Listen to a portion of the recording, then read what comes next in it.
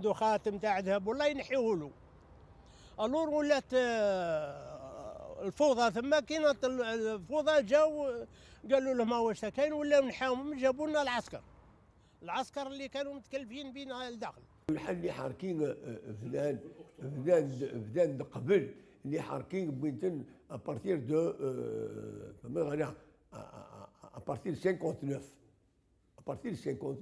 qu'ils ont pris les Idoussani حاركين غالبانيا بوينتن ضمنتن داكي ديال الجزائر اشوف دنيا c'est Papon qui a ramené le capitaine Montaner pour pacifier en commençant par la région parisienne et évidemment et la banlieue اللي خاطر القوة ثمقات دينا غيفنا وما كيروحوا لنا à partir de 59 à partir du second front justement qu'ils ont pris une décision de faire venir les harkis. On parlait à l'époque jusqu'à presque 60 000 harkis. لا تلقاني مرة داكي يبون سياقين ضمان ميم يحركين النير لان هو قاعد نستخدم عطاش نستخدم ديك السن يديك شمن دوغال غير النظام ويدي يفاق النوثنين نغنتن ما الا يو نغنت دي فالونس سي ان lieutenant de Harkin il a été tué à Valence évidemment c'est la mer Rouge parce que les Harkiniens comme un capitaine Montaner il était en contact avec la DST il était en contact avec la mer Rouge قاعد يديروا لنا دينا تورتير اللي حركي هذا قاعد يدير تي دي اس تي ماشي لونير الا هو قاعد بينو حقا صح ولكن كثران هذا قاعد يدير تي دي اس تي ساكن تنا لي تورتير تنا دينا اللي حركي. Moi je ne suis pas politique. Je sais que la répression elle n'a pas arrêté. Moi je ne dis pas qu'elle a été plus ou moins, mais quand il y a eu les harkis, effectivement, parce que les harkis ils avaient une supériorité, ils connaissaient la langue, ils allaient dans les quartiers arabes. Et puis, c'est des harkis, c'est des traîtres. Donc, ils n'ont pas la formation de républicains français, ou ils n'ont à obéir à personne d'ailleurs. Ils n'ont pas à obéir à la loi. Ils sont là comme c'est des sbires, c'est des hommes de main. Donc, ils ont fait des dégâts épouvantables. La préfecture de police va placer sur le pont de Neuilly, donc va faire appel à la force de police auxiliaire, alors que celle-ci n'est pas du tout formée au maintien de l'ordre. Donc c'est une force qui est une force répressive, qui ne sait pas du tout gérer des manifestants. Et eux, on va les placer au pont de Neuilly et on va les armer. Donc ils ont des armes. Donc ça veut dire qu'en fait, même si d'un point de vue rhétorique, la préfecture de police va dire à ces hommes pas de violence, concrètement, en plaçant des hommes qui ne sont pas formés au maintien de l'ordre, en leur donnant une arme, et surtout des hommes qui ont aussi combattu depuis 60 contre le FLN, forcément, la préfecture de police s'attend à ce qu'il y ait des violences.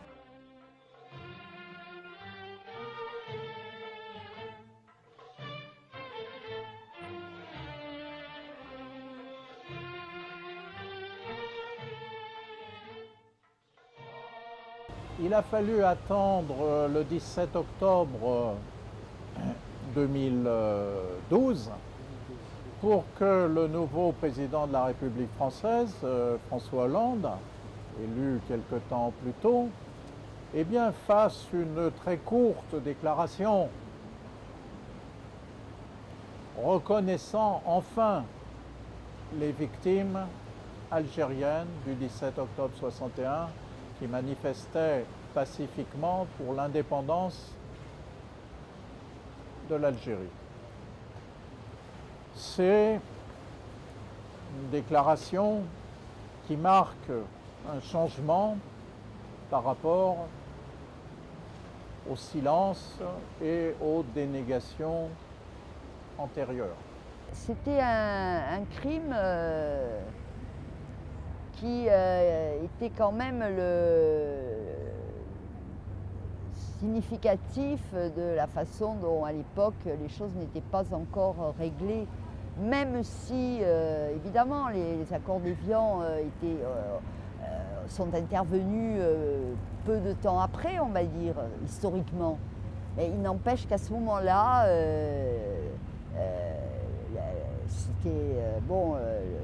la France n'était pas prête à accepter l'indépendance. On prenait à témoin le monde de ce que le colonialisme n'avait plus de raison d'être et devait s'arrêter.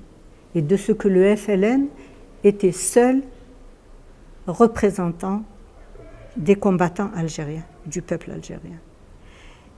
Et qu'il n'y aurait pas de négociation, si elle ne portait pas sur la libération, sur la décolonisation de tout le sol algérien. Ça a compris. Le voyage de François Hollande en décembre 2012, à mon avis, a constitué une étape importante dans la reconnaissance. Ça a été un pas. Ça a été un pas parce qu'il a parlé de la période coloniale. Il a parlé de la violence constituée par la colonisation par la France de l'Algérie. Et de ce point de vue-là, il a dit des choses qu'aucun président avant lui, aucun président français avant lui n'avait dit. Mais je ne considère pas, en ce qui me concerne, que le dossier est clos et qu'il a tout dit. Parce que sur la répression de l'immigration en France, notamment le 17 octobre, sur d'autres épisodes, comme la pratique de la torture par l'armée française, comme des épisodes de répression, non seulement le 8 mai 1945, mais août 1955 dans le Constantinois, par exemple, où il y a eu aussi une répression massive, et d'autres épisodes aussi ont été marqués par des massacres de masse. Donc je crois que tout n'a pas été dit par les autorités françaises sur cette répression coloniale et sur cette guerre d'indépendance. Quand on voit maintenant que sur le pont Saint-Michel, vous avez une plaque, ici sont morts des Algériens pour la liberté, pour la, je ne me rappelle plus du terme précis, en tout cas, qui sont morts pour la défense de leurs droits, on n'est pas allé très loin, mais enfin, il y a quand même une reconnaissance de la justesse du combat des Algériens pour leur liberté. Et ça, c'est inscrit sur le marbre, sur plusieurs ponts de Paris. Ça, c'est le résultat aussi, il faut le dire, du 17 octobre. Et maintenant, c'est inscrit dans le marbre, c'est gravé dans le marbre, et c'est pour toujours. Là, le sacrifice des Algériens de cette époque-là ne sera pas perdu, en tout cas, il ne sera pas oublié, parce qu'il est là, il est inscrit pour l'éternité.